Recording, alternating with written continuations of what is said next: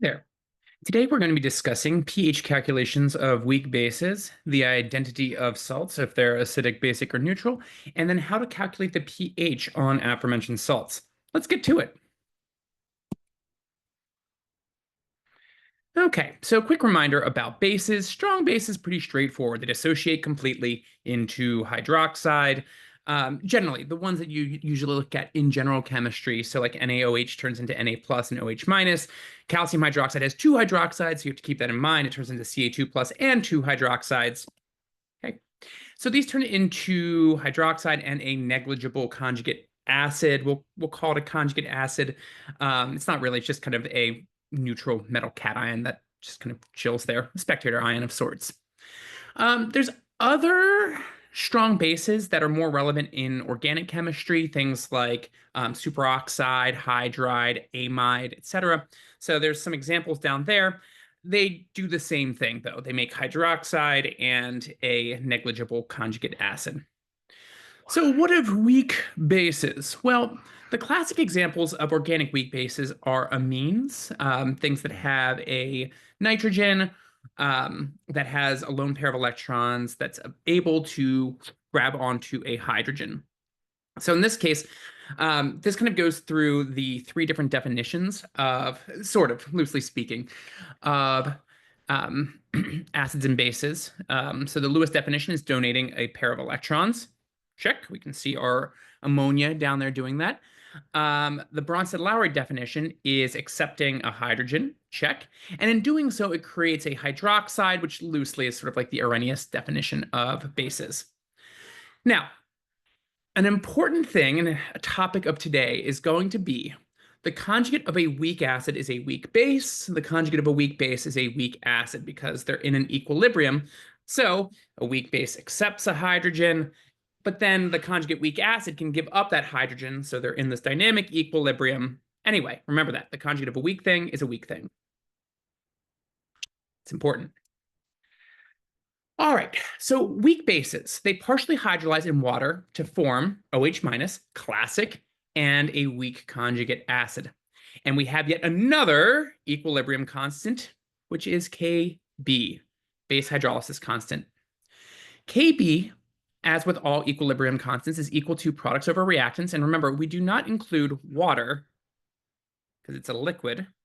So we don't need to worry about this when we write our equilibrium expression here.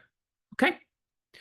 So, generally speaking, the general form for it is the conjugate acid times hydroxide all over the base. You don't need to remember this as long as you write out the general reaction form. When writing out a reaction for a weak base, always, always, always, always, always include water because the water is actually the source of the hydroxide in these reactions. Okay, so down here is a specific example with methylamine. We have our methylamine plus water yields conjugate acid and hydroxide. And then we have our equilibrium expression right here. Kb always refers to a process where where a base hydrolyzes water to form hydroxide. So you should be able to write a Kb reaction for any base that you'd be given. For example, if you're given NH3, all you have to do to write the reaction is NH3,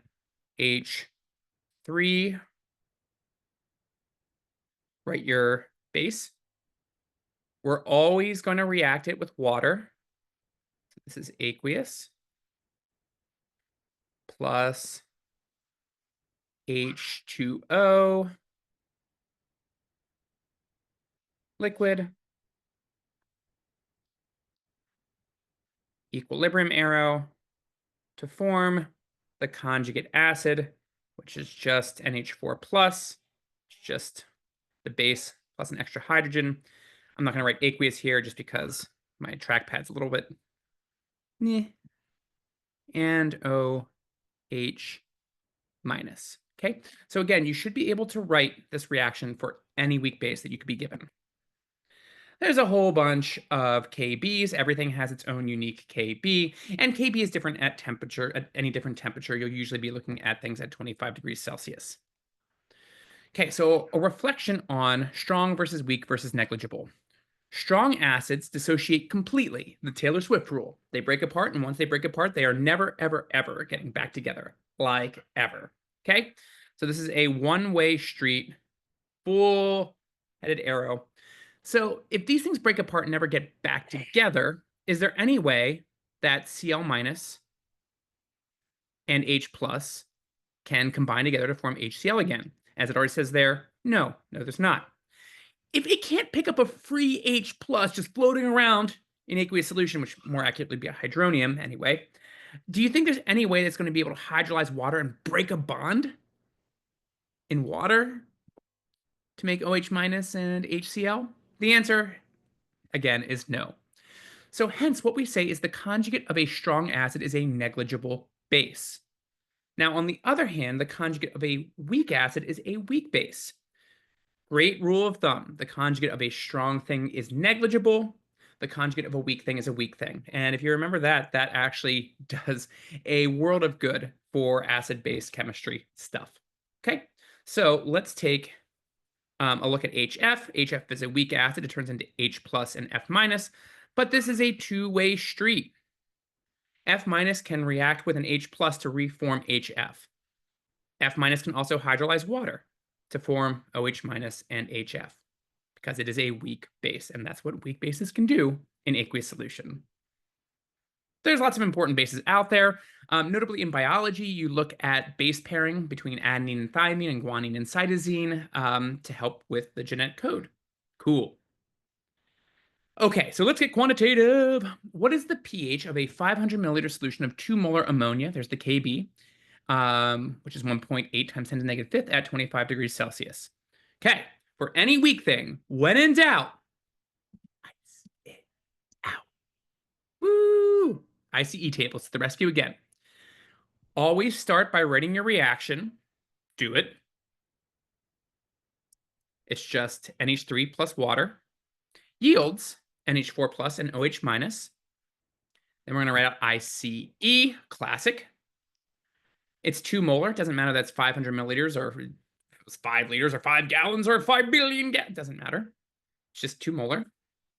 For water, we don't care. We love it. And then for NH4 plus, we're going to start with 0 and 0. Change is going to be minus x plus x plus x.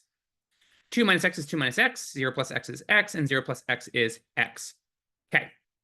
Now then, once you've done this part, we're going to write out our equilibrium expression. Equilibrium is equal to products over reactants. Classic. So NH4 plus times OH minus all over NH3. Then we're going to plug in the things from our equilibrium line. But remember, with most weak acids and weak bases that we deal with, we have a little shortcut we can use. Okay. Do we need this minus x here? Compared to the 2 molar that we start with, it's going to be pretty insignificant. Yeah, the final amount's probably going to be like 1.997 or whatever. But given our degree of significant figures, it's not actually going to be very much different from 2 molar. So can we simplify this? Yes. Yes, we can. Okay.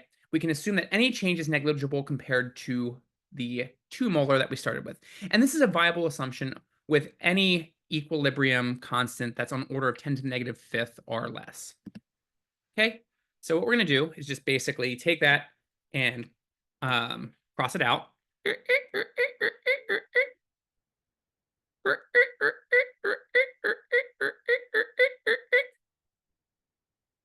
Now, when we solve, 1.8 times 10 to the negative fifth is equal to x squared over 2. Multiply both sides by 2, we get 3.6 times 10 to the negative fifth is equal to x squared. Take the square root of both sides, we get 0.006. That's the hydroxide concentration. Remember, be mindful of what we're solving for. X is the OH minus concentration, which means if we take the negative log of that, it gives us the POH, not the pH. So the POH is 2.22, and the pH at 25 degrees Celsius would be 14 minus that, which would be 11.78. Okay, and this is how you do any weak base. Now then, salts quantitatively are going to be an application of this. What makes salts tricky is identifying if they're acidic, basic, or neutral.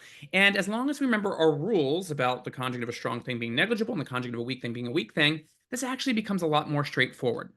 Now, in terms of salts that you'll see, there's two general classifications of salts. There's metallic salts, which have a metal and a nonmetal or a couple nonmetals. Generically, we can say MX, where M is a metal cation, and X is whatever nonmetal anion. And then ammonium salts are when you have a nitrogen that has 4 bonds to it. So like, for example, if you have a nitrogen that has a hydrogen, this is most kind of classic. Well, I won't use the same example I just used there. A hydrogen, and then let's go with CH3. Something like this. A nitrogen with 4 bonds will always have a positive formal charge. Okay. And those ammonium salts are always going to be, at least for the purposes in general chemistry, are always going to be acidic. Okay. All right. So let's understand why salts do what they do, why anions and cations do what they do. Useful simplification. Let's think of water as having 2 parts to it, an H plus and an OH minus. Now, that's not technically what happens because water is one cohesive molecule that are all covalently bonded together. But when in an acid-base reaction, you can either turn water into OH minus or H plus. You can basically split off a hydrogen. Now then, this is a useful simplification for reasoning out what's going to happen in aqueous solution. So case 1, anions. Generically, let's say you have some anion Y minus. If it reacts with water, is it going to grab onto an H plus or an OH minus? Think about electrostatics. Would a negative charge want another negative charge to go? Opposites attract. Like charges repel. So it would grab onto an H plus, leaving behind the OH minus. So anions tend to form a bond with H plus, which leaves behind OH minus. Here's an example with hypochlorite, ClO minus. ClO minus, when it reacts with water, would grab an H plus and form HClO and leave behind hydroxide. So anions tend to be basic because they leave hydroxide in solution. Cations, on the other hand, do the opposite. They tend to be attracted to an OH minus. So, for example, X plus plus H2O, when they react, the positive charge would grab onto an OH minus, and it would leave behind H plus. So cations tend to form a bond with OH minus, leaving H plus behind, which makes them acidic. And here's an actual example. Iron 2 plus water would make iron OH plus and H plus. Okay, so the hydroxide itself is still negative, but there's only one negative charge to the iron's 2 positive charges. So that's why it's FeOH plus. Okay. Yeah, and this is a really, really, really good general rule of thumb. So cations are generally acidic, anions are generally basic. If something has a negative charge, it's probably a base. The exceptions are Cl minus, Br minus, I minus, ClO3 minus, ClO4 minus, HSO4 minus, and NO3 minus. What do these all have in common? There is an important commonality. They're all the what's of a what. They're all the conjugate bases of a strong acid. So if you know your 7 strong acids, you know that these are the things that have negative charges that are not basic. If something has a positive charge, it's likely acidic, except for Li plus, Na plus, K plus, Rb plus, SCS plus, Fr plus, Ca2 plus, Sr2 plus, Ba2 plus. And again, there's a commonality emerging here. These are group 1 metal cations and group 2 metal cations, calcium and below. What do we know about them? Oh, yeah. Once again, these are the conjugates of strong things. Okay. So they, like if you think about lithium hydroxide, LaOH or NaOH or KOH or calcium hydroxide, CaOH2, these are all things that go in a full forward direction. They dissociate completely, and therefore they form cations that are not able to hydrolyze water. Okay. So to figure out if a salt is acidic, basic, or neutral, it is essentially a 3-step process. Break your salt apart, then ask yourself, is the cation acidic? Is the anion basic? And assess from there. Okay. Now, there are some anions that are acidic, most notably Wait for it. There we go. HSO4 minus. It's the conjugate base of a strong acid. So it's a negligible base, but it's still an acid. So this is actually an example of something with a negative charge that is acidic. This is like the one exception here. But there are some that are amphoteric. Those would be the conjugate bases of polyprotic acid. So like H2CO3 turns into HCO3 minus, which can either donate a negative charge or donate an H plus. Similarly, phosphoric acid, H3PO4, if it gives up an H plus, can become H2PO4 minus. If that gives up an H plus, can become HPO4 2 minus. Those can technically act as acids or bases depending on the conditions that they're in. So let's practice here and actually take a moment, pause this, and see if you can identify each of these 5 salts as acidic, basic, or neutral. Remember, what you're going to do, split apart into the anion cation, then look for if the cation is acidic and if the anion is basic. And just remember, the conjugates of strong things are negligible. So pause, do that, and then when you're ready, resume. Okay, let's do this. Chakuk, CH3COOK. Oftentimes acetate salts have the metal following behind.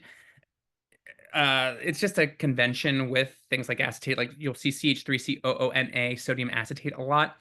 The metal is always going to have the positive charge. So K plus, let's break it apart into K plus and Chaku, CH3COO minus.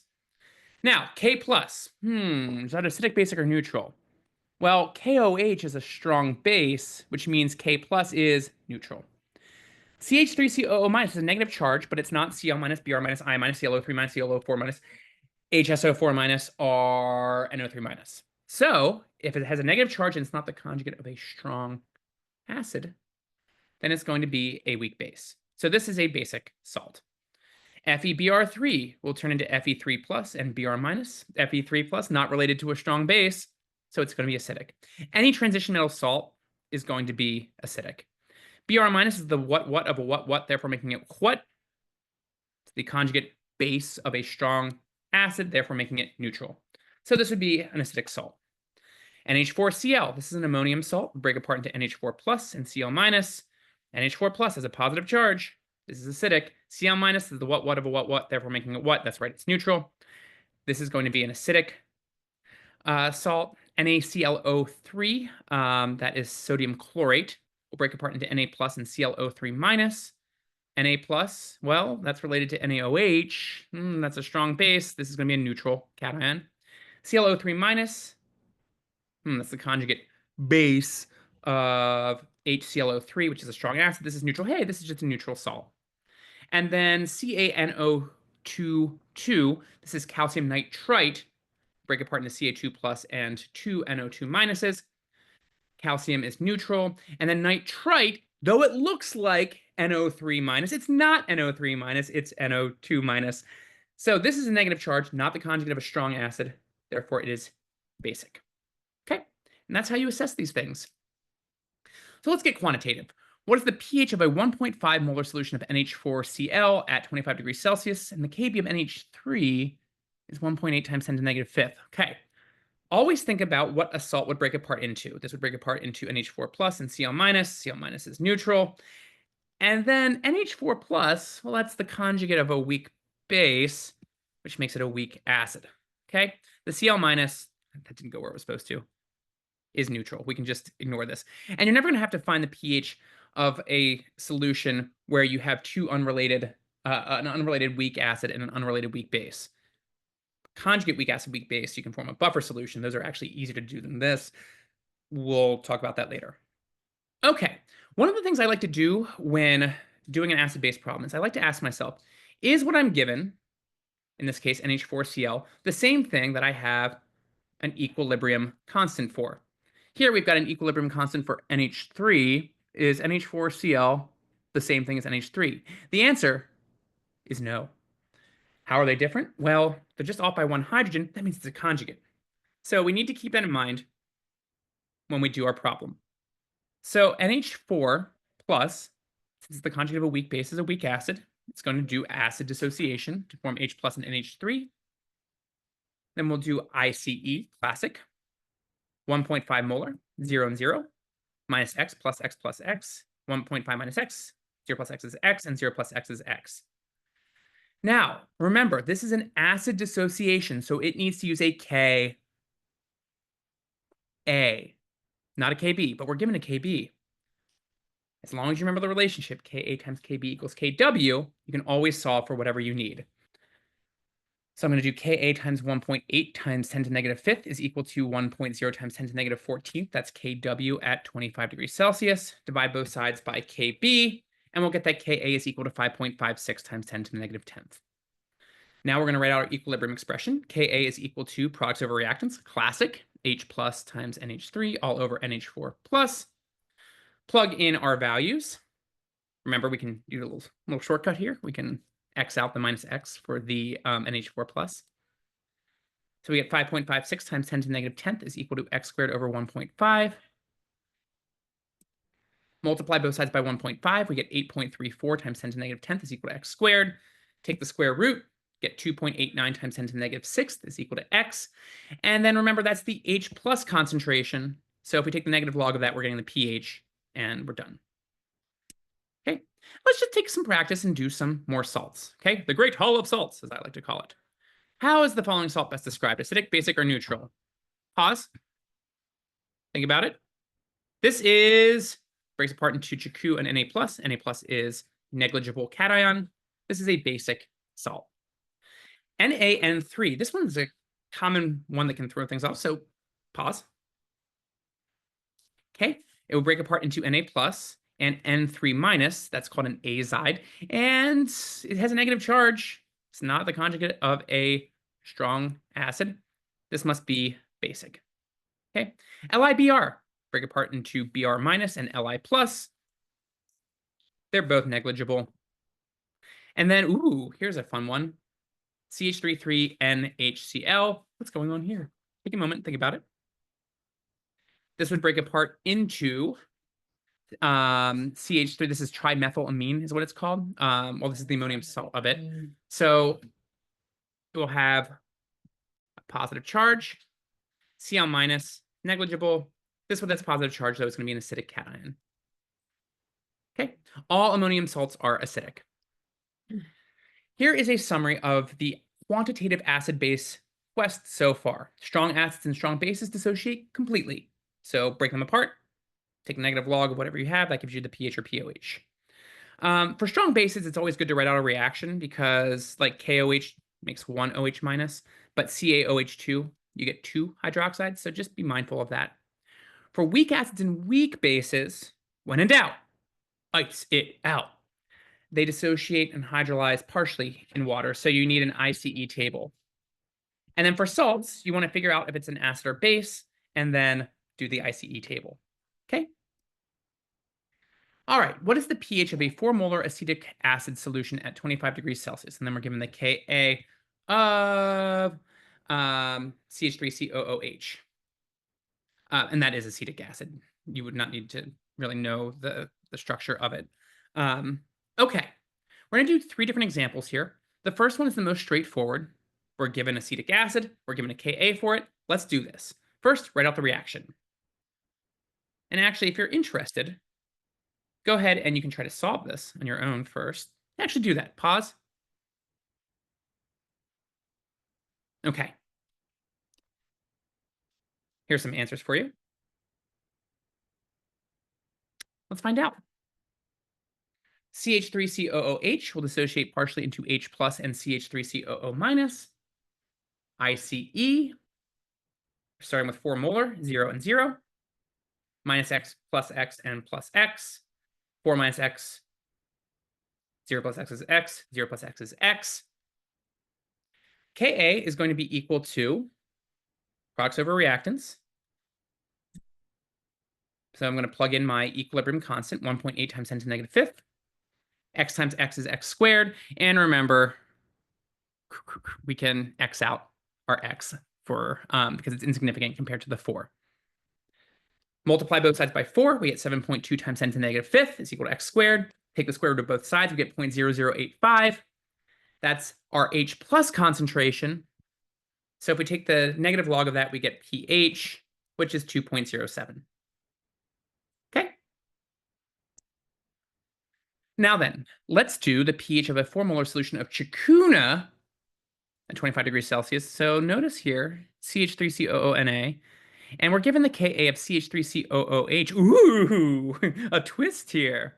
This is a salt. CH3COONA, here's some answers for you. Try this. Okay, let's see. CH3COONA would break apart into Na plus and CH3COO minus. Na plus is negligible. CH3COO minus is the conjugate base of a weak acid, therefore it is a weak base. So we have a Kb reaction here. We're going to then react this. Salts are generally 2 steps. You see what your ions are. Then you do your weak acid or weak base process the same way you always do it. In this case, with a weak base, you always react with water. Anyway, always make sure, though, to identify if your salt is acidic or basic. We'll do our ICE table. This is 4 molar. 0 and 0, minus x plus x plus x. 4 minus x. 0 plus x is x, 0 plus x is x. And then remember, since this is a base hydrolysis, we need a Kb, but we're given a Ka. Oh no, what do we do? Ka times Kb equals Kw. So 1.8 times 10 to the negative fifth is our Ka, times Kb is going to be equal to our Kw, 1 times 10 to the negative 14th at 25 degrees Celsius. Divide both sides by our Ka, and we'll get that Kb is 5.56 times 10 to the negative 10th. You might be seeing these constants a lot because the two kind of classic examples of weak acids and weak bases that you see are usually acetic acid and ammonia, and they both happen to have the same dissociation / hydrolysis constant respectively, which is 1.8 times 10 to the negative fifth. Quite a coincidence. Anyway, if you're wondering why you see those numbers so much, it's because it happens to be kind of a convenient one. Anyway, Kb is equal to products over reactants. Okay, so I'm going to write out my equilibrium expression. Then I'm going to plug in my Kb value, 5.56 times 10 to the negative 10th. And then for our products, it's x times x, which is x squared. And then for multiply both sides by 4, we'll get 2.22 times 10 to the negative 9th is equal to x squared. Take the square root, we'll get 4.72 times 10 to the negative 5th. And remember, that's the hydroxide concentration. Always take a step back. And when you solve for x, remember what x is actually solving for. This is OH. So if we take the negative log of this, we're actually getting the POH, which is 4.33. Subtract that from 14, and we get 9.67 as our pH. Okay. All right. And oftentimes in questions where you have a conjugate weak acid or weak base, you'll see both the pH and pOH represented. It's always important to be mindful of what you're solving for. Let's do one more example. The pH of a 1.5 molar solution of NaF. And there's the Ka of HF. Okay, so take a moment, see if you can figure this one out. And this is basically as difficult as I think acid-base problems get. As you'll see, buffers are really straightforward. You can just use a quick equation. And titrations require something called an ICF table. We'll talk about that later. But really, these are kind of the most sort of thought-provoking because you need to look at what you're given, in this case NaF, and then look at the equilibrium value you're given. In this case, it's for HF. Is NaF the same thing as HF? No, but they're related. Because NaF will break apart into Na plus and F minus. And F minus is the what of HF? It's the, it rhymes with schmonjugate base, the conjugate base. So what we're going to do is use a base hydrolysis reaction. F minus plus H2O yields HF and OH minus. ICE, 1.5 is our initial concentration. Water, we don't care. We love it. Let me just... HF is 0, OH minus is 0 to start with. Minus x, plus x, plus x. These are very formulaic. 1.5 minus x is 1.5 minus x. 0 plus x is x, and 0 plus x is x. Remember, we need a Kb for this because this is a base. Base.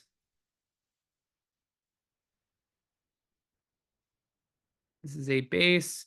So we need Kb.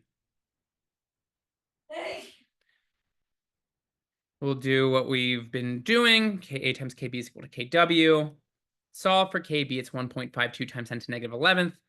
Plug into our equilibrium expression. Kb is equal to products over reactants, classic. X times x is x squared. And then we plug in our 1.5, multiply both sides by 1.5. We get 2.27 times 10 to the negative 11th is equal to x squared. Take the square root. We'll get 4.77 times 10 to the negative 6 is equal to x. And remember, x is our hydroxide ion concentration, which means if you take the negative log of this, you're getting the pOH, in this case 5.32. Subtract that from 14, and we get the pH, which is 8.68. And voila, we're done. Okay, so I hope that this helps with identifying salts, whether they're acidic, basic, or neutral, and then using that knowledge to figure out what the pH of a salt solution is. Really, I think this is as challenging as these problems get.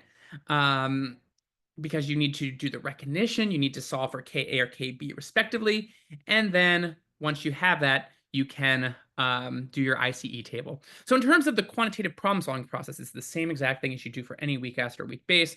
It just takes the extra step of recognizing what you have. Thank you for watching. Keep up the great work and have a wonderful day.